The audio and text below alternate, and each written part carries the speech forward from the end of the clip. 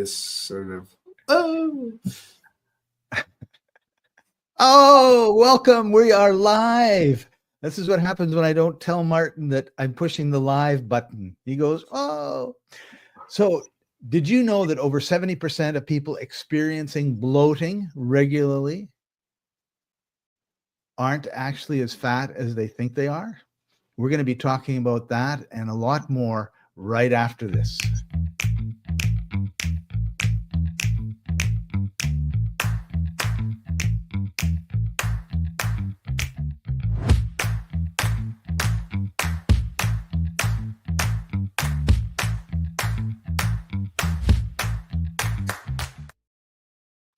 Welcome, everybody. This is the Life Enthusiast online radio and TV network, restoring vitality to you and the planet. I'm your host, Scott Patton. Joining us, as usual, is life coach Martin Patella. Hey, Martin, how are you doing today? Great. Thank you for the upgrade. Yep, health is part of life, and yes, we are.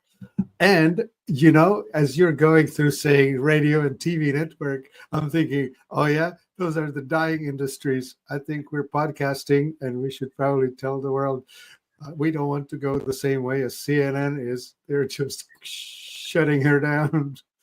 Poor people getting laid off because nobody's watching cable TV anymore. Right.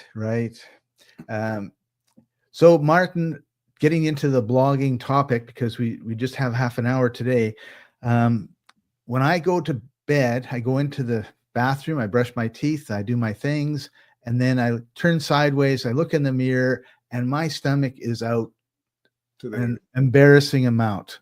And then I wake up in the morning and I go into the bathroom and I brush my teeth and I do my things and I turn around and I look at my side view and I think, wow, like I've lost 10, 15 pounds overnight. That is awesome. And that's not to say that I shouldn't lose a few pounds, because I think I should, but this is a significant, like very significant difference in my girth. And obviously I'm not burning that much fat overnight. So what's going on?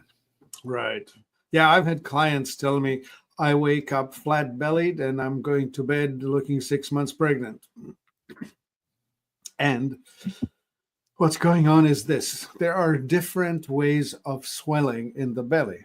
If you are swelling around the belly button, which is, I think, what you're describing here now, it's like you swallowed a watermelon. Yes. It is the small intestine. The small intestine is coiled in that space around your belly button, in that certain area, central area. And that poor thing is getting hammered by 1,000 little injuries, maybe more than 1,000, maybe 1,000,000. And these little injuries are causing water to flood into the cell. It's not that different from when, for example, when you twist your ankle, you will notice that there is redness, heat, swelling, pain, and loss of function. Those are the 5 symptoms of inflammation.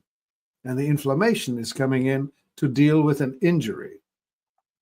So You are actually being injured in your small intestine by whatever it is that you're putting in your food. Okay.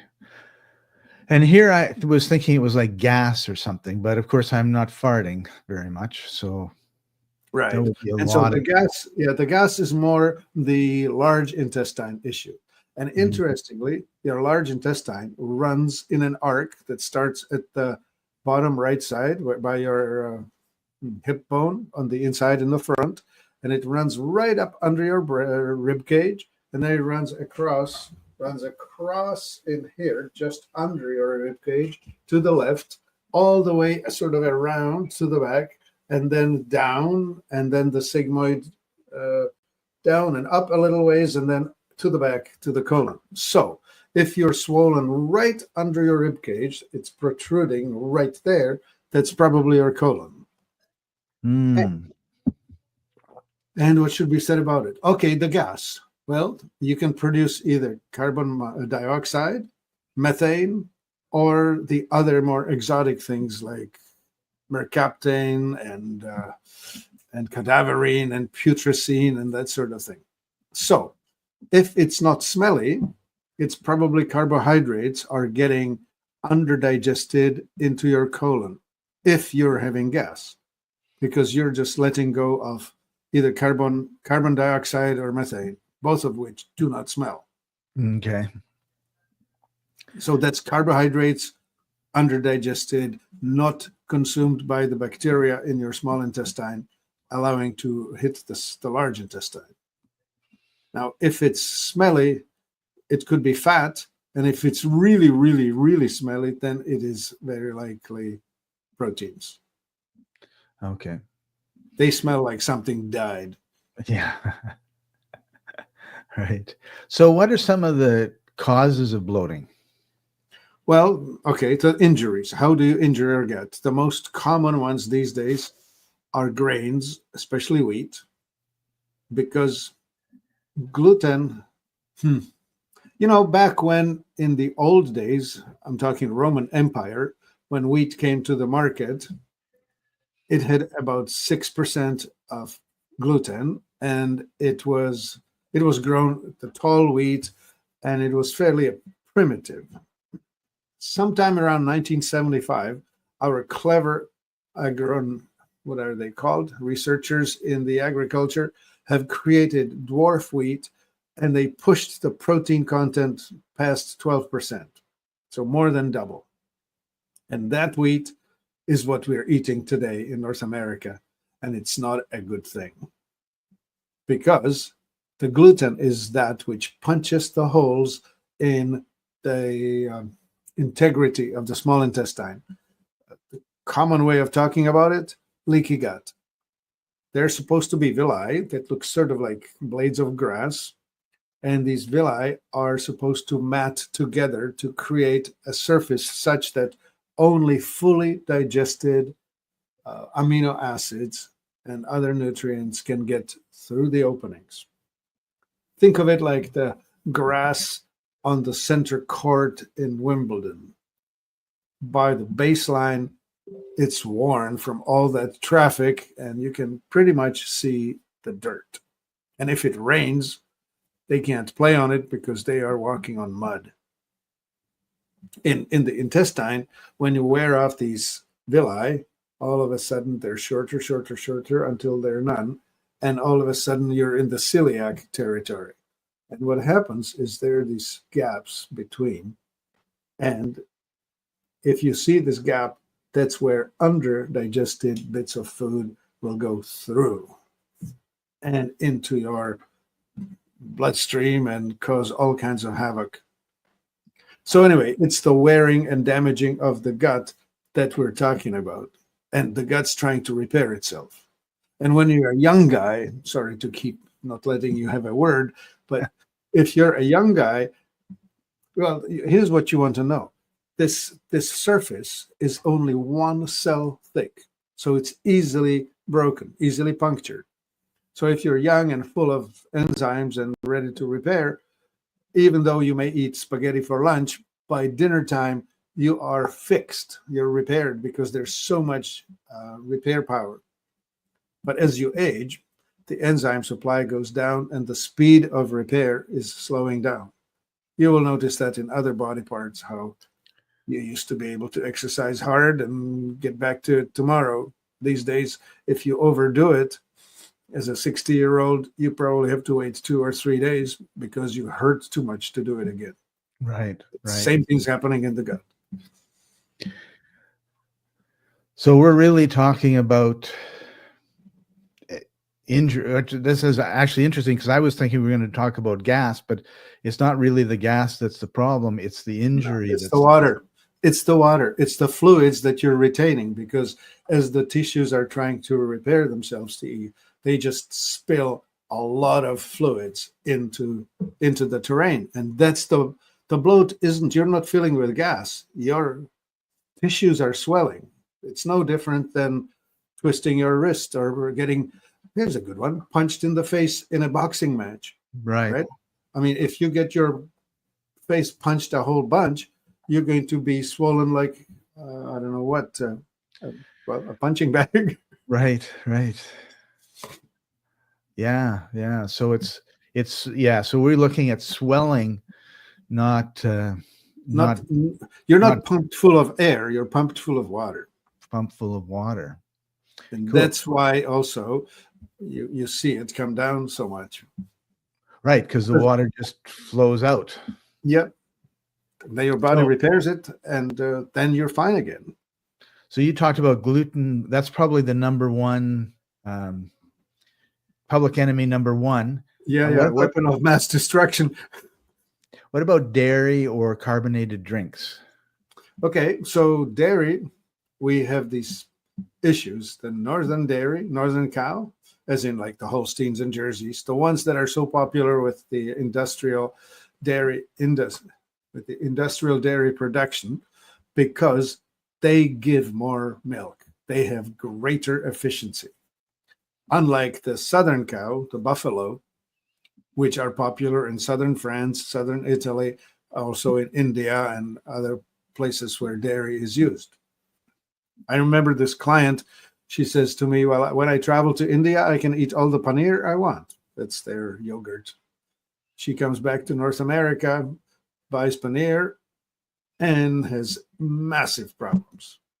And I'm saying that's because in India, they use buffalo, which is a different type of proteins compared to the ones that are coming from the Northern European cows.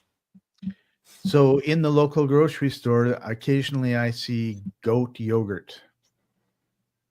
Would that be bad? Yeah, much more compatible with humans.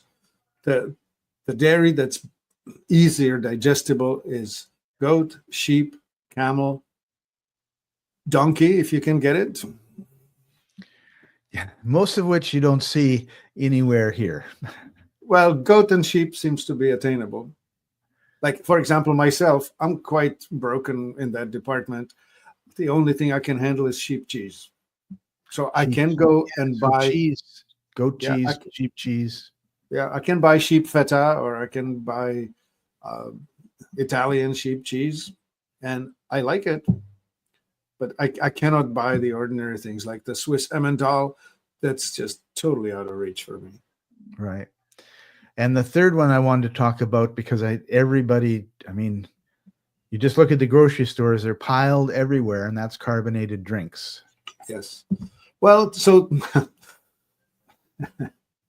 if you overdo it, yes, you will be filling yourself with the fizz, and the fizz is carbon dioxide. Carbon dioxide is not a big deal, really, because as we inhale oxygen and as we convert food into energy, we produce carbon dioxide and we exhale it through our lungs. So that's really never a big deal. The other awful thing in these carbonated drinks is actually the stuff that's in them, which is high fructose corn syrup. Yeah. Or sugars anyway. And that is the real problem in all of these sodas. Soda itself got its name from sodium bicarbonate, which again is a very common chemical made in our bodies. We have no difficulty digesting or metabolizing sodium bicarbonate. We are not made to be taking a load of phosphoric acid, and we're not supposed to be taking the high fructose corn syrup. That is what's wrecking us. Right. Yeah, and that's what I wanted to get to with that part. Now, does stress have anything to do with bloating? Yeah, stress makes everything worse, right? When your stress level goes up,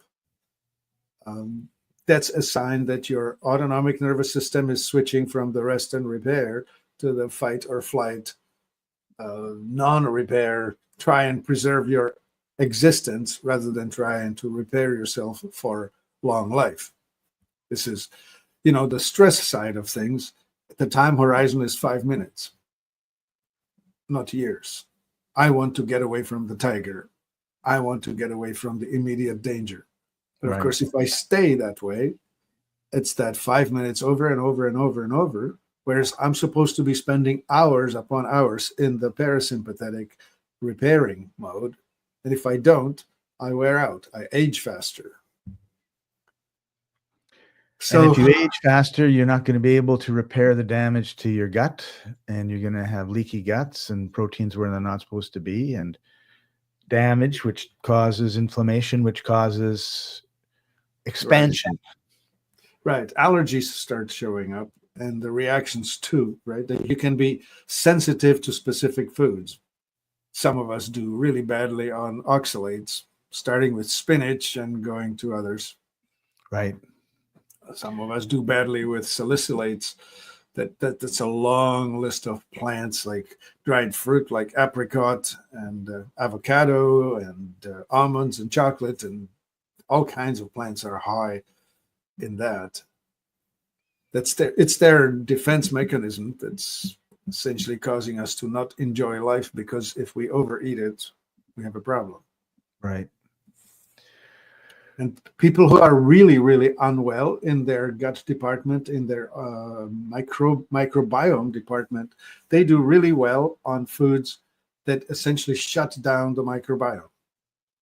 That would be beef and nothing else. Or, yeah, that would be probably the best recipe, right? If you switch to an all animal meat eating diet, you are essentially shutting down the microbiome, because microbiome lives on fiber, carbohydrates, and oligosaccharides, stuff that is in the plant kingdom. So when you eliminate that altogether, you're putting your microbiome to sleep. Is that a good thing? Well, at least for the short term, you're going to stop having terrible symptoms. You can go on it for years. However, I don't know, what's the however? Well, there's enough nutrients in beef that you can live on it for the rest of your life, I suppose. Yeah, for some people, it's safer to be a meat-only person than it is to eat plant food, because they are getting really injured by it. I personally would advocate for repairing the gut, which would be bring in something that fixes the terrain, like humic acid, which will create the terrain in which the healthy microbes can survive well, and feeding it the full profile of all of the oligosaccharides, which are strings of sugars, short string of sugars, not as long as starch, but not single molecules of glucose, something in between. And those is what the microbes eat, and they'll do well with it. And then you see, the microbes, for example, are supposed to be manufacturing butyric acid in the small intestine. And if you don't manufacture enough of the butyric acid, which is what feeds the microbes in your colon, you will experience problems. This is somewhat complicated. The pH balance, for example, it's supposed to be alkaline in the mouth, really acidic in the stomach, then flipped to alkaline in the small intestine, and then flipped to acidic in the colon. And each of these segments has different creatures living in it, because they're adapted to the specific pH, the terrain that they enjoy. Right. Yeah. So if you have the wrong critters and the wrong flora in the wrong part of your body, your pH is going to be wrong. Or I think it's the other way around. The pH being wrong suppresses or doesn't support the right guys growing in the right places. So then you have the wrong guys growing, and then you have problems. Yeah. Right. So what would it, for example, if you have Klebsiella overgrowing, which is very common for people who have had antibiotics and then didn't properly repopulate, you have a very good chance of having symptoms of ADD, ADHD, or outright autistic. Like autistic kids, for example, it's been shown and demonstrated that if you put them on an antibiotic, you suppress the Klebsiella, and with that, you suppress their symptoms. Of course, you take them off the antibiotic, the dysregulated gut flora just grows again, and the symptoms return. Yeah. So how do we fix all of this all at once? Well, the people who suffer from the big bloating belly, the 6-month-old pregnant, swallow the watermelon belly. I have a beer gut belly. Right. That's damage to the small intestine. So we need to restore the terrain. One, we may need to support acidity in the stomach. For that, we need HCl, chloric acid. There are basic ingredients from which it's made, or you can supplement the HCl directly. Then, once you fix that, you may need digestive enzymes. If you don't have enough digestive enzymes, especially when you eat cooked foods, that is what's going to help you digest the food itself. And then you may need to be swallowing things that are going to help with the alkalinity in the small intestine. And then you need to support the small intestine so that it produces the short chain fatty acid like butyric, propionic, lactic, those type of acids, because they're needed in the colon. And if they're not there, you're going to have an over alkaline stool, and that's going to give you all kinds of troubles. So where would I start here? What would I do first? Well, here's salt. Salt, sodium chloride. The chloride is stored in your body to make hydrochloric acid in the stomach. And the sodium is stored in your body, in your pancreas, to be making sodium bicarbonate, which is the most alkaline thing that we use. So you hit hydrochloric acid from the Cl, and then you have the bicarbonate from the Na. So this idea that salt is not good for you is just totally wrong. Right. So what do we do with these people? Talking about is reducing certain foods that cause bloating and also repairing the gut. So there's an elimination factor, and then there's a action factor of, putting the right things in. Yeah. So one thing that would be really helpful would be a journal. Like, okay, what did I eat today? At the end of the day, am I looking pregnant? Or, Yeah, that actually is an awesome strategy, Scott. I'm glad you thought of it. Like, it's I wasn't the first. No, not that. It's just remembering to just say, listen, if you are having problems, look for the clues and write down what you did, and then write down what followed. And sometimes what follows is not immediate. Sometimes it follows the next day or the day after that. Right. Yes. That's a problem we have, isn't it? It's not. I mean, if we ate the wrong thing and our thumb became like this, then we would know, it's connected. But it takes a little while.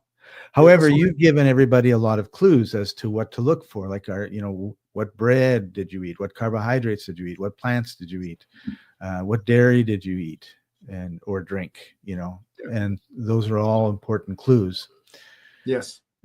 So moving from the elimination part to the sticking stuff in, I wanted to bring up one of the brands that we talk about that we have on the site, which is Healthy Gut. And maybe we can take a few minutes and go through some of the these products. Well, so I mean, if I were to try and do it in order, the tributyrin, that is a product that helps the body make butyric acid. Actually, it supplies it. It's actually butyric acid directly supplied. So if you have chronic problems like sometimes diarrhea, sometimes constipation, things are not working right, you try this. It will probably balance you. Okay. Yeah. The next one down below is called holozyme. That's an enzyme. And it's a beautiful name, holozyme. Holos as in everything, the whole big picture. There are enzymes here that are properly tuned to the different stages of the entire digestive and eliminative system. So it will cover all the stages. So anyone who's eating cooked food, or anyone who's not just having a very easy time digesting, this is a great thing. Take one with every meal. And then the HCl, that is an awesome way of strengthening your digestive power. This is especially for people who experience burping, gas in the stomach, right? The problem with the stomach is that what we often call heartburn is not too much acidity. It's not enough of it. Wow. Because the top valve, the one between the esophagus and the stomach, will close when their acidity is strong. When the acidity is weak, it actually doesn't close completely and allows stuff to regurgitate back up. So this HCl is actually the best defense. It's not the purple pill that's called the proton pump inhibitor. That makes things more comfortable, but much worse because it stops the ability to extract nutrients from food. Right. People who are on the proton pump inhibitor medications are demineralizing themselves. They're causing nutrient deficiencies to develop. It's not a good thing. Okay. Well, holoimmune is for people who are suffering from food allergy type of things, where you're reactive with foods. This is helping to turn down the immunity issues. Simple, effective, easy to work with. So if you're experiencing discomfort, the holoimmune is helping to straighten out the relationship between what hurts you and what shouldn't. Yeah. Okay. And then the B-serine, that's for people who get anxiety. Oh. That's a straightforward, let's pull the autonomic nervous system out of the stress side into the relaxed side. Cool. That's in the supplemental form. And then the B-serine IR, that's an instant dose. Like you can just squirt it in your mouth. This is for people who really want a quick, get me out of here. I've had enough of this anxiety. I want relief now. And then magnesium, which is also really good for relaxation. Yes, sir. Magnesium is the one mineral that will help your body switch out of stress to relaxation. Also, it's really important for overall health, especially bones, because there's just not enough of it in our food as it's grown, as it's produced. Cool. All right. So there you have it. Get rid of the stuff that's causing problems and support your body to heal itself with natural products that have been around for thousands of years, minimum amount of side effects, as opposed to taking a drug which causes a side effect that you need another drug to take care of. Yeah, actually, for the PPI that I talked about today, there's no cure for the side effect. You have simply caused the food to be less absorbed. You know, it's sort of like flushing the problem down the line, right? Like if you take the PPIs, or especially if you take an antacid, because when the stomach is alkaline enough, it will just send the food down into the small intestine. Well, if you're sending under-prepared, under-digested food into the small intestine, now the microbes living there are having a field day because they are now dealing with stuff that they should never see. Right. So you dysregulate that. And of course, once you dysregulate the small intestine, you're going to dysregulate the large intestine. So what? Yeah, the image that you just brought up for me was, and we talk about this usually in a negative way, right? Being part of a cog in this big system. But if you look at a watch and all these things are rotating around, and then all of a sudden you stick a stick in the middle of one and it stops and it stops and it stops. And then the next one, it can't go. And then the next one, it can't go. And before you know it, everything is like a mess. Yeah. And in this instance, in this metaphor, you make one of the wheels spin faster. And all of a sudden, everything's flying. And time is incorrect, right? Oh yeah, This very was much before so. digital clocks, folks. This is the This is old-fashioned clock, right? Yeah, we're talking mechanical things fitting into one another, and it's all analog in It's the all body. analog. None of it is digital. That's right. Only the transhumanists would like us become digital. It's the most crazy notion. I've been listening to some of the prognostications of how people want to figure out how they can download the content of their brain into a computer, as if it were something like that. I don't know. I don't think a soul is a digital thing that you can digitize and upload into the cloud. I think they're just going about it the wrong way. Yeah. Well, But the that's whole idea of being able sidebar. to take a wire and stick it in here, and now I know Spanish instantly, is kind of a scary thing, right? Because Yeah, I wouldn't mind that. What I'm concerned about is that they are thinking that they can make themselves immortal, in the sense that they can upload their essence, their soul, right? yeah, They're denying spirituality. They are thinking of their own self as if it were a mechanical thing. But that's not how it works. The soul, there's, I mean, the Christians call it the Holy Spirit, the Father, the Son, and the Spirit, right? yeah, Like it's three parts to it. To give you an analogy, is there's a car, and in the car is a taxi driver, and then there's the passenger. The passenger tells the taxi driver where to go. The taxi driver drives the car, which is the device that he occupies, and takes us where we want to go. right? So in this translation, the body, the meat suit that I'm wearing, is the vehicle, and me, my ego, my consciousness, is the thing that operates this wet device. But it's my soul that decided what kind of life, what kind of incarnation, what kind of mission, Or what direction your life is going to go in. yeah, that, right? The part that is eternal, the part that does not get affected by me exiting this body. When this body shuts down, my ego goes away, but the soul doesn't. Right. Yeah, and I guess that comes from a fear of death, right? Yeah, I think so. You know, I was with some friends that are strong Christians a couple weeks ago, and one of the things that came up over and over from one particular individual in the group was, you know, I don't want to, I'm not anxious to leave, but when it's time to go, I'm excited because I know where I'm going. Okay. I had never seen anybody with that enthusiasm, right? Like, I'm not going to kill myself. I'm not going to do anything that's, dangerous, that's going to cut my life short early.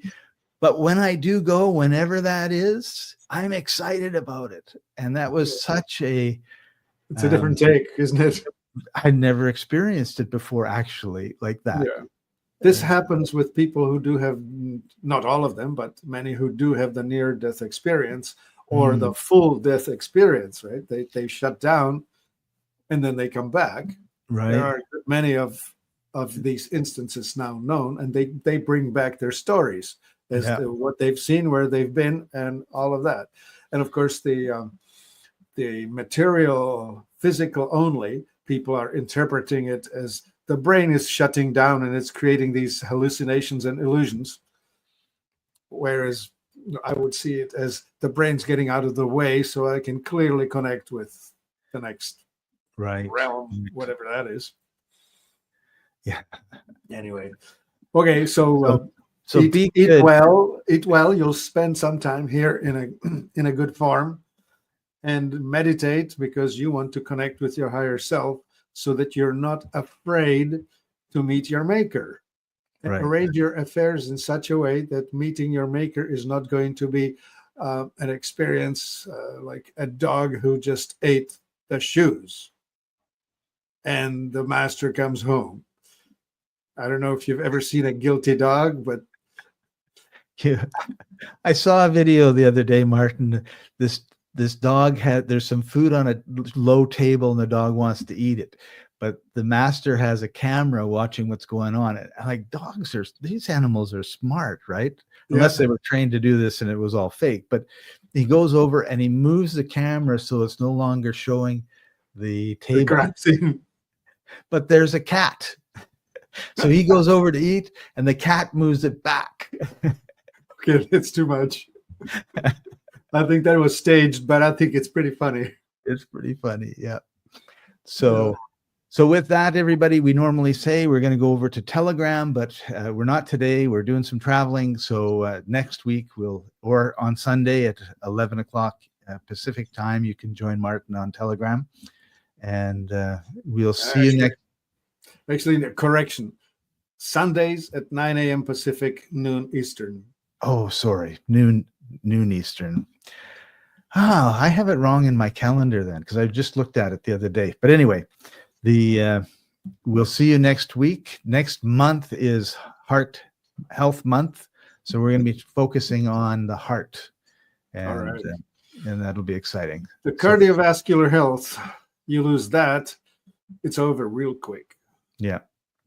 So thanks for joining us, everybody, and we'll see you next week. Bye for now.